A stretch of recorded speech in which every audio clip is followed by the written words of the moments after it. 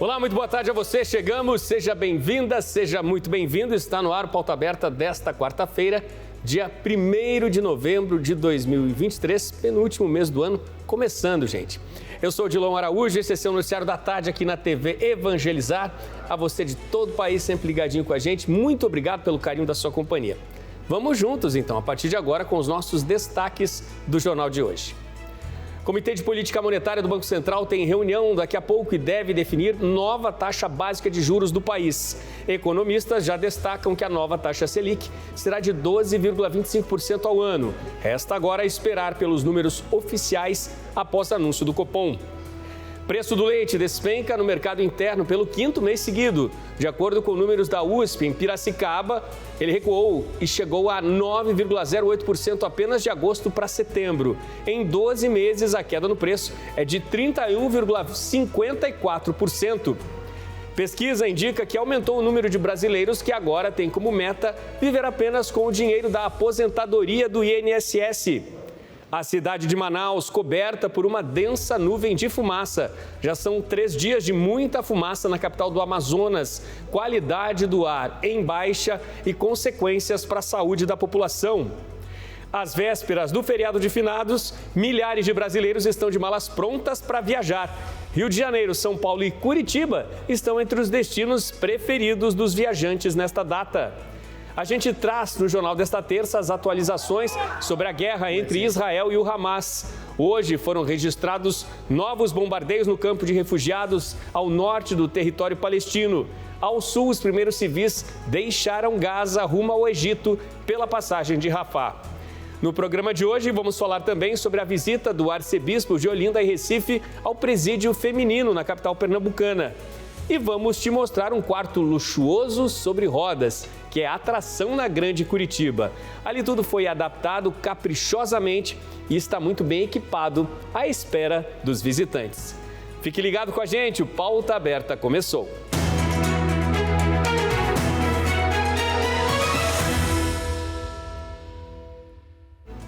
O Comitê de Política Monetária do Banco Central terá nova reunião hoje no fim da tarde e deve, mais uma vez, definir por novo recuo da taxa básica de juros no país.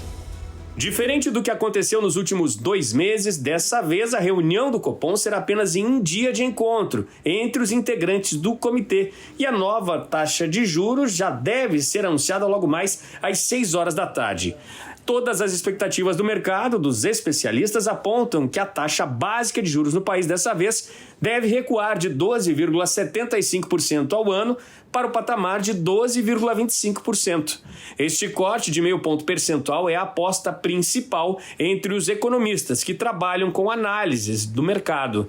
Se confirmado o recuo, será o 3º corte seguido dos juros básicos. E se chegar ao patamar esperado, será o mais baixo registrado desde maio do ano passado, mês em que a taxa Selic estava em 11,75% ao ano. Além do recuo antecipado pelos analistas para este início de novembro, também há a expectativa de uma nova queda nos juros básicos do país para dezembro, quando a taxa poderá chegar a 11,75% ao ano e assim terminar 2023. A previsão hoje, para o fim de 2024, aponta que a taxa Selic poderá chegar ao fim do ano que vem no patamar de 9,25% ao ano.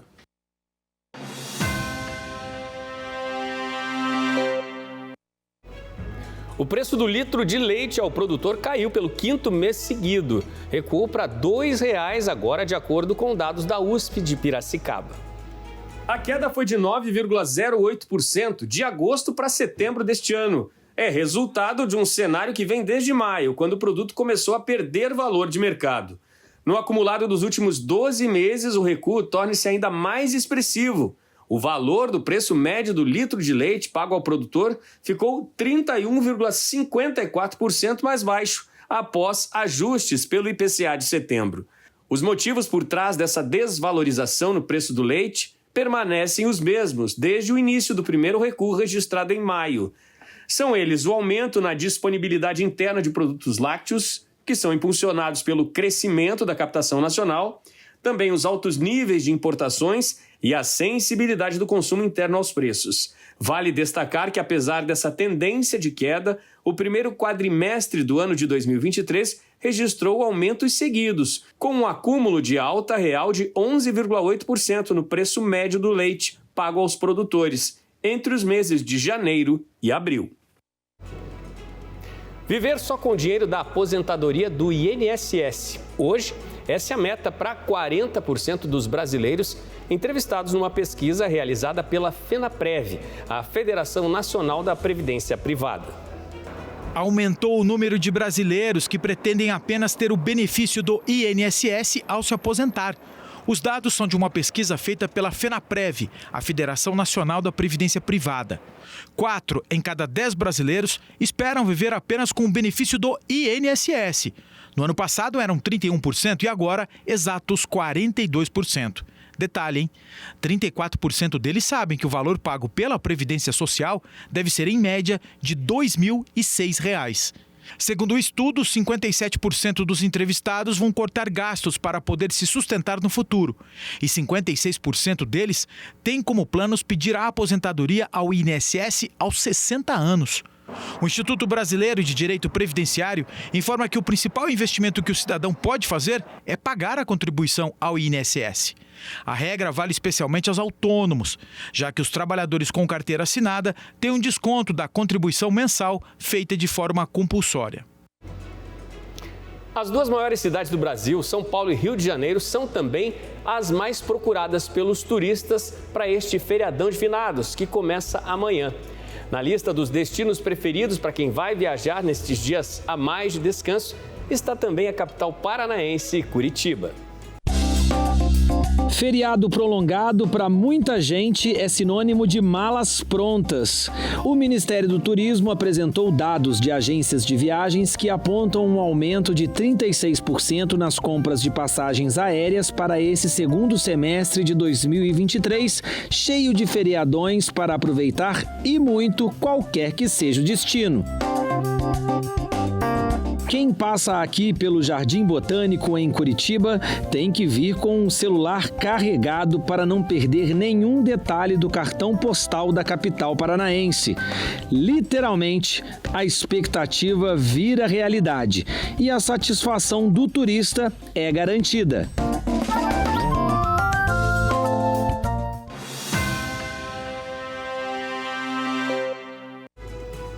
Uma onda de fumaça atinge Manaus, no Amazonas, desde o último domingo, dia 29 de outubro. Essa é a segunda vez que o fenômeno atinge a capital amazonense, que vive uma grave crise ambiental, agravada pelas queimadas e pela seca histórica, que não dá trégua na região. A capital do Amazonas vem sendo castigada por uma nuvem cinzenta e registra péssimos índices na qualidade do ar. A região enfrenta uma grave crise ambiental, agravada pelas queimadas e pela seca histórica na região. Moradores têm convivido com a visibilidade prejudicada, a má qualidade do ar e uma atmosfera cinzenta há 2 meses. Essa onda de fumaça já envolveu a cidade em outras ocasiões recentes, desde o início de outubro. Mas, no último domingo, dia 29, o fenômeno começou a se agravar ainda mais. Manaus passa por um longo período de estiagem e chega agora a ter uma das piores qualidades do ar do mundo. Com a falta de chuva e a seca dos principais rios, o Instituto Nacional de Pesquisas Espaciais registrou o maior número de queimadas no estado em 25 anos, com quase 4.000 focos de calor. Em resposta à crise, o Instituto Brasileiro do Meio Ambiente e dos Recursos Naturais Renováveis, o IBAMA, enviou 290 brigadistas para reforçar o combate às queimadas no Amazonas. No entanto, os esforços não têm sido suficientes para impedir que a fumaça continue a cobrir Manaus, que pelo 3º dia consecutivo sofre com os efeitos das queimadas. E a fumaça só aumenta. A grave crise ambiental enfrentada pelos manauaras também é potencializada pela seca, que atinge boa parte do Rio Negro. O nível do rio que banha a capital do Amazonas chegou a 12 metros apenas, o menor registro em 121 anos. A seca isolou comunidades rurais, fechou balneários e mudou o cenário do Encontro das Águas, um dos principais pontos turísticos em Manaus. Bom, seca no norte do país, cheias na região sul. E o ministro da Integração e Desenvolvimento Regional, Valdez Góes, esteve em Curitiba Ele esteve em Curitiba esta semana, após mais um fim de semana de intensas chuvas que atingiram praticamente todo o estado. Ele anunciou a liberação de R$2 milhões em recursos para o município de União da Vitória, um dos mais atingidos, localizado no sul do estado. Durante a visita pelo Paraná, o ministro do Desenvolvimento Regional, Valdez Góes, destacou os trabalhos feitos pelo governo federal em conjunto com o governo do estado para atender os municípios atingidos pelas chuvas dos últimos dias. A expectativa é que durante o encontro sejam discutidas medidas provisórias e estratégias preventivas para minimizar os impactos causados pelas chuvas. O governo federal disponibilizou R$259 milhões e a liberação da verba será feita de acordo com a demanda dos municípios e a aprovação dos planos de trabalho. Tem uma série de políticas públicas, kit saúde, se for necessário, área de assistência, saúde e educação. Nós vamos, inclusive, deixar agendado aqui para que as equipes do governo federal venham aqui reunir com todos os secretários municipais de assistência, de saúde e educação para passar uma série de orientações daquilo que o governo federal pode também, nessas áreas, apoiar os municípios e o estado do Paraná. Segundo a Defesa Civil, no Paraná, 33 municípios decretaram estado de emergência e mais de 100 mil pessoas foram afetadas pelas chuvas. União da Vitória foi o primeiro município a receber o recurso, R$2 milhões que serão destinados para ajuda humanitária e reconstrução. A cidade, que fica no sudeste do Paraná, foi uma das mais atingidas e, recentemente, a equipe de reportagem da TV Evangelizar mostrou os estragos causados pelas chuvas e a ação solidária que a obra Evangelizar fez, enviando 5 toneladas de alimentos para o município. Ajuda que, segundo as autoridades, é sempre bem-vinda. Isso vai ajudar muito aquelas famílias que estão padecendo sob a questão dessa intempérie, dessa água que está em excesso lá em União da Vitória e mais 34 municípios do Paraná. Então, toda ajuda será bem-vinda. Segundo o coordenador da Defesa Civil do Paraná, o órgão segue monitorando constantemente as condições climáticas de todo o estado. Orientando os municípios para as ações necessárias para a retirada da população e, obviamente, para que se preparem para eventos mais severos. Nós temos previsões para os próximos dias de bastante chuva novamente no estado e nós estamos monitorando e acompanhando os municípios 24 horas do dia, junto com as guarnições do Corpo de Bombeiro também. Realmente foi um mês de outubro muito difícil, em dezenas de municípios no Paraná. De acordo com informações da Defesa Civil, são pelo menos 105 mil pessoas no estado de alguma forma atingidas por enchentes, chuvas e tempestades. Na visita feita ao Paraná, o ministro Valdez Góes ainda destacou que já são R$259 milhões que estariam disponíveis para os municípios que decretaram situação de emergência.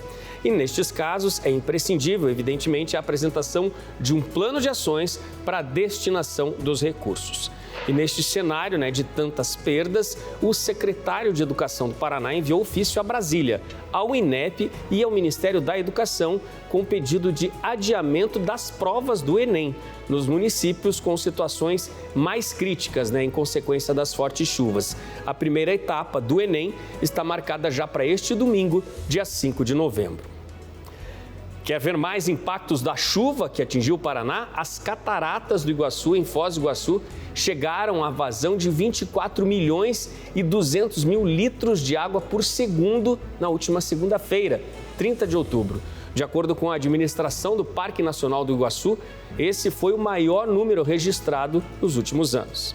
As cataratas do Iguaçu registraram vazão de 24 milhões de litros por segundo, medição atingida pela última vez em 2014, nesta segunda-feira.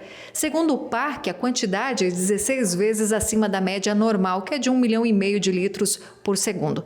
Apesar do alto volume de água, o parque continua aberto para a visitação do lado brasileiro. O lado argentino está fechado devido à cheia extraordinária do Rio Iguaçu. Nesta quarta-feira, as cataratas do Iguaçu estão com vazão de 18 milhões e 100 mil litros d'água por segundo. Por medida de segurança, apenas a passarela que dá acesso ao mirante da Garganta do Diabo permanece interditada. A tendência é a vazão, que bateu a casa dos 24 milhões na segunda-feira, iniciar uma queda nos próximos dias. Impressionante as imagens, né, nas cataratas do Iguaçu. A gente vai para um breve intervalo, gente. Você vê agora imagens de Florianópolis. A prefeitura por lá vai limitar o acesso de turistas na Ilha do Campeche, um patrimônio arqueológico da cidade. Só vão poder desembarcar aqueles que fizeram cadastro e já tiveram autorização. O limite a ser obedecido no local será de 800 pessoas ao dia. A intenção é limitar a circulação para resguardar o meio ambiente e também o patrimônio arqueológico de toda aquela belíssima região. O intervalo é rapidinho, pauta aberta, volta já.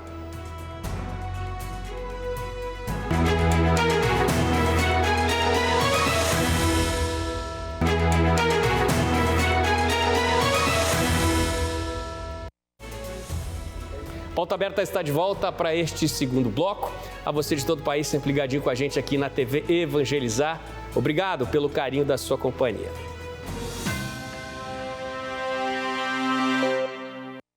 Vamos ao Oriente Médio agora, na perseguição ao homem que seria um dos envolvidos no planejamento, na invasão e no massacre de israelenses no dia 7 de outubro por integrantes do Hamas. O exército de Israel voltou a bombardear hoje um campo de refugiados de Jabalia, no norte da faixa de Gaza. O exército israelense voltou a bombardear nesta quarta-feira o campo de refugiados de Jabalia, no norte da faixa de Gaza, depois de um ataque na terça. Autoridades de Israel afirmaram que o objetivo era atingir Ibrahim Biari, o comandante da Brigada de Jabalia, que teria sido responsável por parte do planejamento dos ataques de 7 de outubro. O campo de refugiados de Jabalia é um dos maiores da faixa de Gaza. Pelo menos 50 pessoas morreram no ataque da última terça e o número deve aumentar com os mais recentes bombardeios. A Arábia Saudita condenou nesta quarta o bombardeio à região e chamou o ataque de desumano. Pelo menos 8.500 pessoas morreram devido aos ataques israelenses em Gaza desde 7 de outubro, de acordo com o Ministério da Saúde do enclave palestino controlado pelo Hamas. Os ataques do grupo islamita deixaram 1.400 mortos e pelo menos 240 reféns, a maioria civis.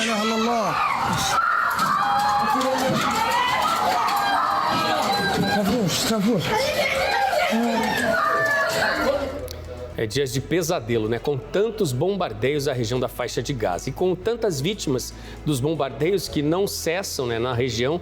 Palestinos feridos com mais gravidade hoje cruzaram a fronteira para receber atendimento no Egito. Até um hospital de campanha, aproximadamente 15 quilômetros da passagem de Rafah, foi estruturado e está garantindo esses atendimentos de emergência.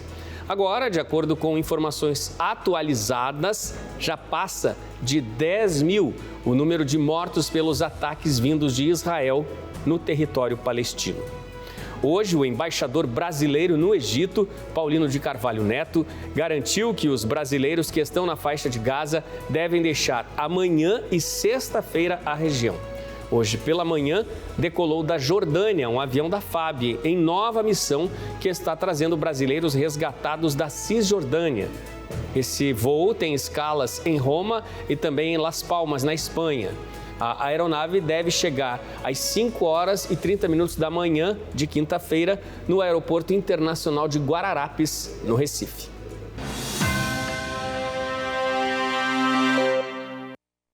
Direto do Vaticano agora, o Dicastério para a Evangelização do Vaticano acaba de liberar nas plataformas o aplicativo oficial do Jubileu 2025, que será aberto oficialmente em dezembro do ano que vem.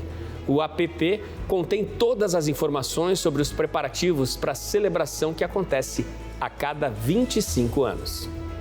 O aplicativo se chama Jubileum 25, ou seja, Jubileu 25 em latim e pode ser baixado nas versões Android e iOS. A ferramenta dispõe de um menu simples e intuitivo.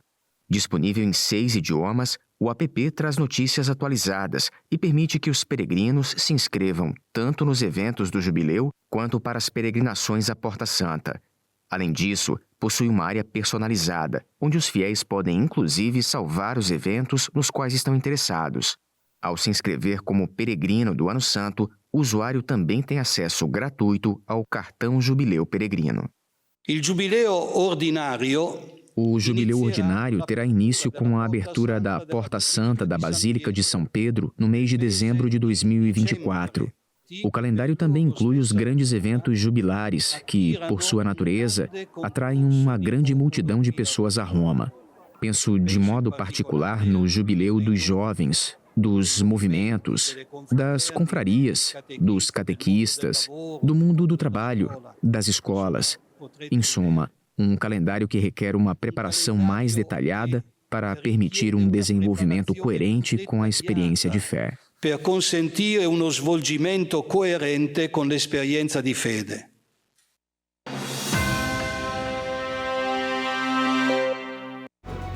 O arcebispo de Olinda e Recife, Dom Paulo Jackson, visitou a colônia penal feminina Bom Pastor, no Recife, que é considerada modelo no Brasil pelo Conselho Nacional de Justiça, pelas boas práticas desenvolvidas e também pelo atendimento à mulher. A visita do arcebispo de Olinda e Recife, Dom Paulo Jackson, foi acompanhada pela Pastoral Carcerária e o Instituto Fênix, organização não governamental para a ressocialização de presos. Dom Paulo conheceu as instalações do presídio com a diretora da penitenciária, Maria Andréa Ferraz.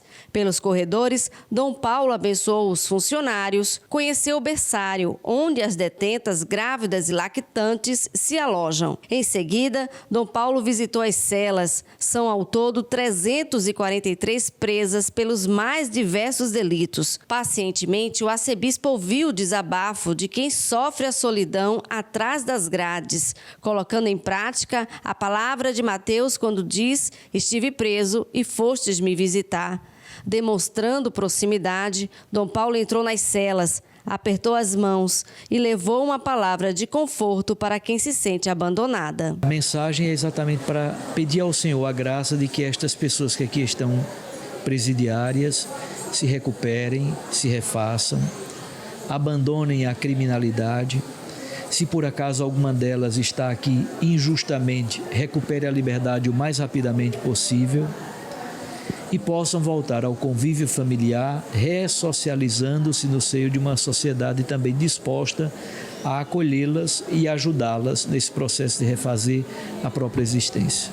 Esta é a primeira visita de Dom Paulo Jackson a um presídio como arcebispo de Olinda e Recife. Esta unidade prisional foi reconhecida em 2018 pelo Conselho Nacional de Justiça como modelo para todo o país. Para a direção da penitenciária, a visita do arcebispo é um alento para todos. É uma bênção, né? A gente ter o privilégio de receber nosso arcebispo aqui e vir trazer uma palavra de conforto e de esperança para essas mulheres que estão aqui reclusas. Da Arquidiocese de Olinda e Recife, Renata Vasconcelos para a TV Evangelizar. E um fotógrafo comprou um ônibus, símbolo de Curitiba, e transformou numa casa de hospedagem turística. A motivação para a construção veio de um desejo de empreender, junto à admiração cultivada desde criança pelos meios de transporte e pelas viagens. Quem vê esse ônibus parado nessa chácara em Curitiba nem imagina que ele foi transformado em uma aconchegante casa para hospedagem turística.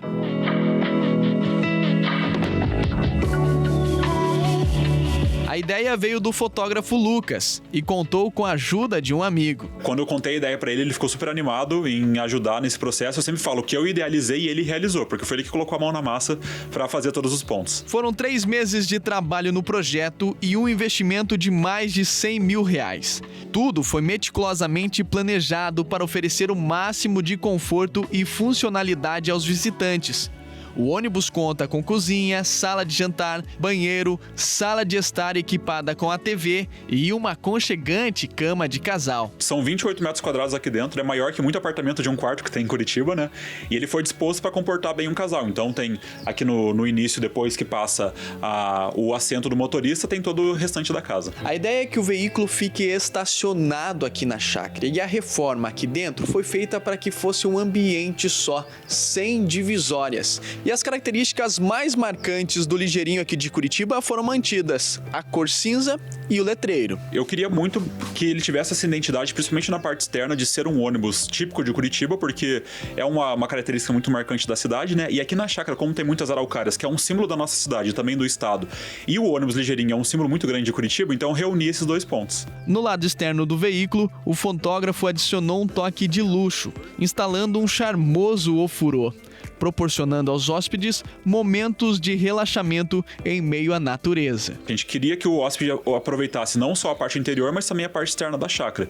Então ali nos fundos, num cantinho bem privativo, a gente colocou uma hidromassagem, tem uma churrasqueira, uma espreguiçadeira e tudo mais. O sucesso do projeto tem atraído a atenção de turistas em busca de experiências diferenciadas. A Casa Sobre Rodas se tornou um ponto de interesse na região, mostrando que a criatividade e o espírito empreendedor podem transformar até mesmo os objetos mais comuns em experiências extraordinárias.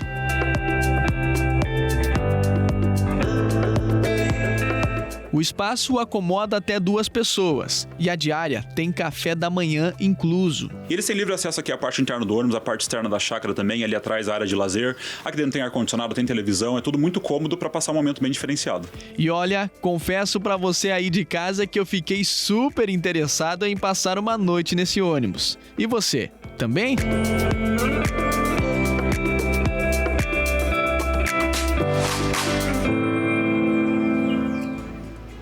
Impressionante, né? O capricho no ônibus que virou hospedagem. Olha, pode ser uma boa pedida aí para esse feriado que está só começando amanhã, né? Será que ainda tem vaga? É bom dar uma conferida. Pauta Aberta desta quarta está terminando. Muito obrigado pela sua companhia. Bom descanso, a gente se vê amanhã.